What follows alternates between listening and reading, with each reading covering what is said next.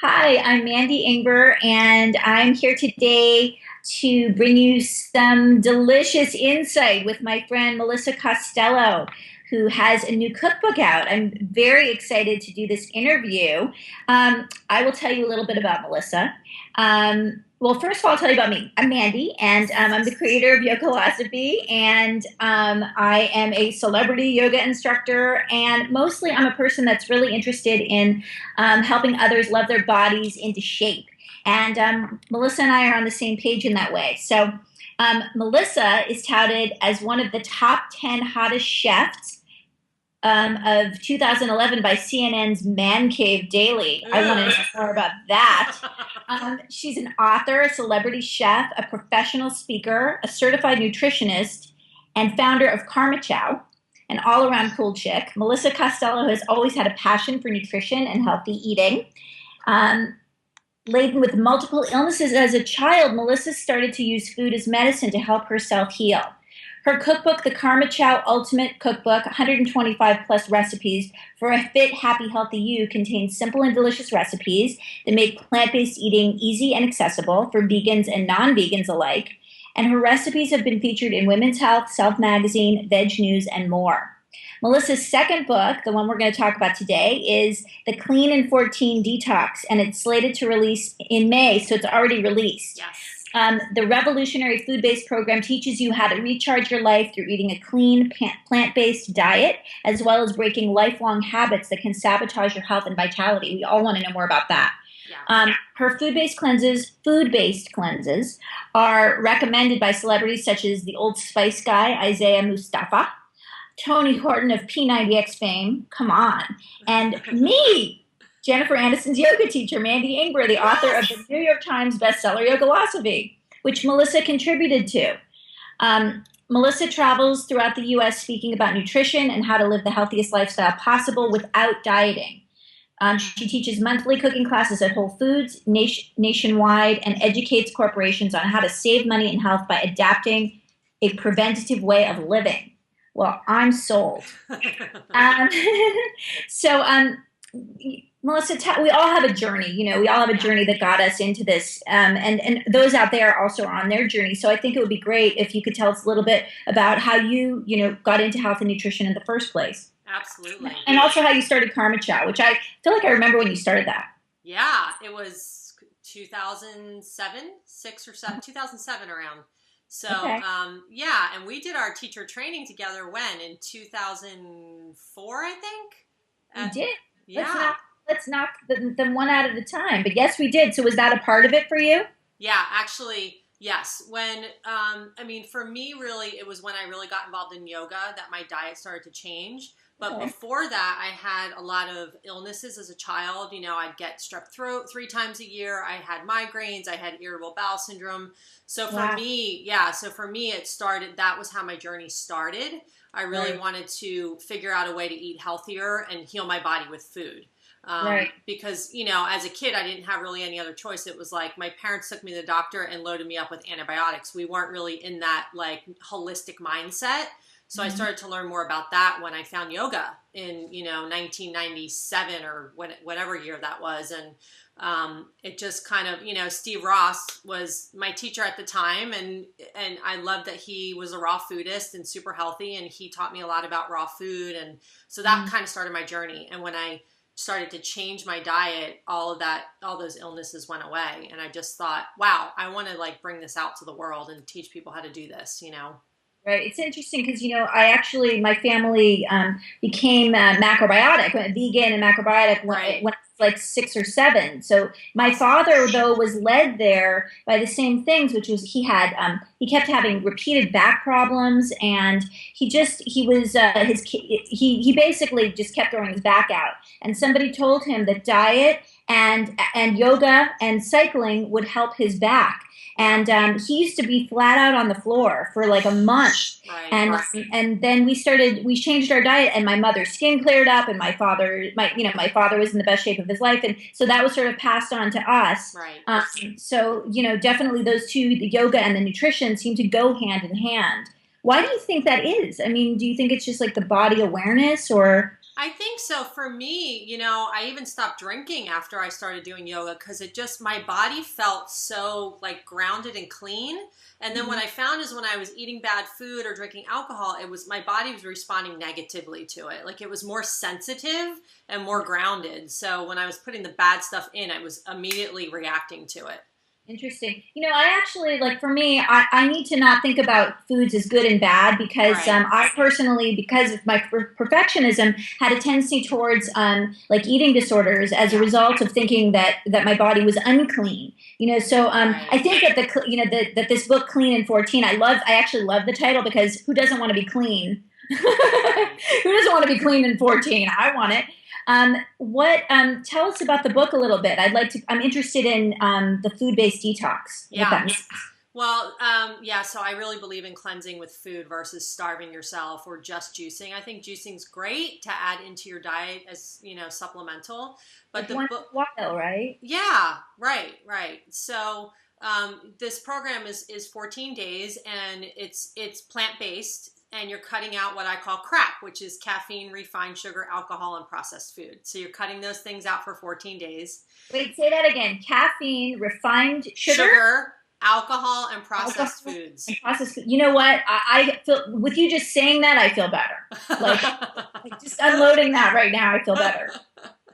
Awesome. I love it. Yeah. So getting the crap out is really important. And then once you do that, your body starts to really kind of reset itself and recalibrate itself. And then there's also an emotional and mental component of this cleanse, which I call SAP, which is basically zapping the SAP, the sabotaging addictive patterns. So we have a lot of these patterns a lot of times with food. You shared about an eating disorder. I had the same thing, a lot of emotional eating and things like that, where I would overeat or binge eat. And I found that a lot of it was attached to my body image and my self-worth, like how I felt about myself. So I kind of included some journaling exercises, some daily affirmations, things like that really help people to kind of get to that deeper level within themselves. Yeah, I really support that. That's in my book too. Yeah.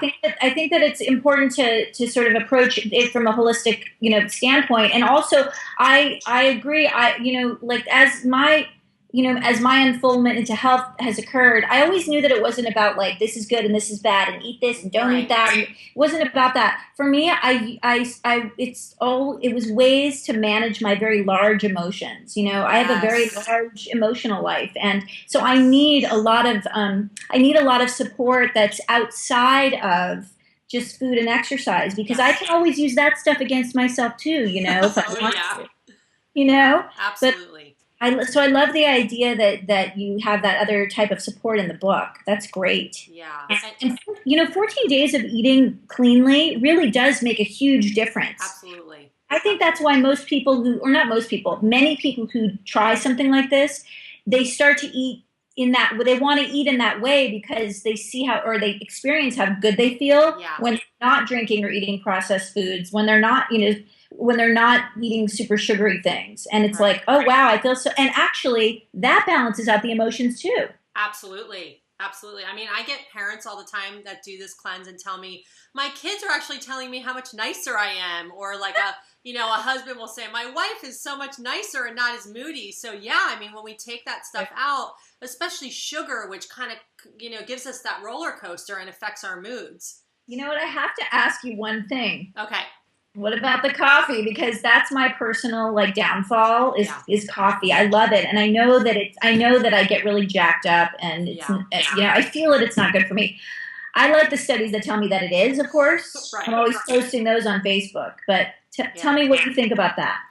Well, in today's society, there's so much coming at us all the time, and our body's under a constant stream of stress. So when we drink the coffee, it adds more stress to our body by releasing the cortisol. So it affects our endocrine system. It disrupts our sleep. I mean, it's very acidic. We want an alkaline environment inside of our body. So coffee can be acidic. I mean, I think 1 cup a day doesn't hurt, but most people don't stop there. Most people are, 3, 4, 5 cups a day, and then they add sugar and cream. So a lot of times it's just a vehicle for those two things, which not only does the coffee cause a sugar high and low, but then you're putting sugar in that causes a high and low. So, I mean, it is one of those things that many, many people love and have a big attachment to.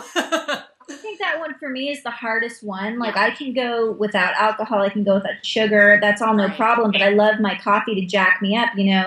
I love it as a crutch. Is the Yeah. truth. Yeah. It's my on again, off again relationship. That's what I Yes. call it. And then we break up for a while and we get back together, and it's like so great. I And then know. You know what? I've experienced that with coffee too, and it was the hardest thing for me to give up because it's just like this yummy, comforting kind of you get like this comforting feeling from it for some reason, like the smell and the taste and and it does have addictive qualities. So there's what that part of us. what's the good replacement? Like, what do you think is the best replacement for that? Well, you can do any kind of herbal teas, but I've also really enjoyed Ticino, which is like the ground up grains, and it kind of, it kind of tastes a little bit like coffee, not exactly, but people are finding it's a good enough substitute for them to kind of get that flavor in, and there's so many different flavors of Ticino, so you can kind of have variety. Yeah, I have some of that in my house. I still go out and get my coffee. Okay, so question. I like it. I'm supposed to be healthy, and I'm talking about coffee. What are the, Sorry. That's what this interview We is all about. have our stuff. So I want to know, what are some of the things that the reader of this book is going to experience? Like, what is the experience? Yeah. Well, they're going to experience, number one, how to learn how to eat clean. So I teach them how to eat clean versus like, here, just drink this juice and then be on your merry way. So there's actually a wean week. So the first week before the cleanse, like you wean yourself. I give you instructions how to do that. And then as you go through the detox, you're going to experience, you'll have some detox effects the first 3 to 5 days. And once you get over that hump, you'll start to experience all kinds of different things like, better energy, better moods. Weight loss is always the cherry on top for some people. Some people don't really care about that, but it does usually happen when you eat clean. Yeah. Your body will reset, your metabolism will reset, you'll have better digestion. So there's a lot of really positive aspects that happen. And then I kind of give a transition week too, so you know how to transition, and I tell you which foods are best to stay away from, and and how to add things back in if you want to. And then what are your non-negotiables? Like, what do you want to stay away from? Right, coffee. What do you want to stay away from? Yeah, like I think that doing something I think the great thing about something that's like a reset is that it actually forces you to make some choices and really reassess, because we get into our habits of what we do and what we eat. And I think that it allows you to make new choices. Yes. That's what I love about doing something, because I like to sort of do something special, clean up my diet twice a year. And I fall back into old habits when I take those other foods out that are fun. All of a sudden, I get opened up to this whole new world of vegetables that I love and fruits that are so delicious and sweet. And I start, it's like I start going, oh my gosh, I love freezing a banana and throwing it into some almond milk, and and throwing some frozen mango in there. Like, I don't do that on a regular basis because my options are so vast. So I actually like to have, I like to have it pared down a little bit a couple times a year, and then decide what I want to, work back in. Right. So I love that. I think, and I think that's really good twice a year to do that. And then, and also it, like you said, it provides more variety and then kind of gets you back in the groove with eating healthier and just, like, oh yeah, there's all these great foods out there. Why haven't I been eating these, Right. Yeah. Right. Yeah. So it's really not a deprivation thing. It's actually opens things up for me. I mean, that's how I experience it. Yes. But it's been a lot of years of like reprogramming. I get it. I've been there, and it's always a work in progress, Yeah. Well, this is great. I'm really excited. I actually, as I'm sitting here, I'm thinking my next time that I'm going to clean up is going to be in September. I always like to do it like May and September. Mm-hmm. So I'm thinking I'd like to maybe do the Clean in 14. Maybe we'll do it on Facebook or something with some of the fans, and like maybe we'll do a giveaway then. What do you think? That would be awesome. We could totally do that. Yeah. Let's do it. Let's do it. Yeah. Okay. Well, I just had such a good time speaking with you. I love you. I know. I love you too. Thank you so much for doing this. It's awesome. Yay. Okay, we did it. We did it without makeup on, or at least I. Awesome. So Melissa, thank you so much. I just want to say that Karma Chow is your website, right? Yes, karmachow.com. Right? We all know the .com by now, don't we, people? Come on. Yes. karmachow.com. And what else? Twitter handle? What else? Karma Chow. Everything's Karma Chow. Facebook, Karma Chow. And then also, just so people can see, this is the cover of the book. So if they're looking for the Clean in 14 Detox, that's what the cover looks like. Beautiful. Yeah. All right. All right, great. Well, thanks. Thank you. And I'm excited. Go get the book. Yes. And I'll do Thanks, it Nanny. together in September. Yeah, I would love that. That would be fun. Okay, good. All right. Thank you. Thank you.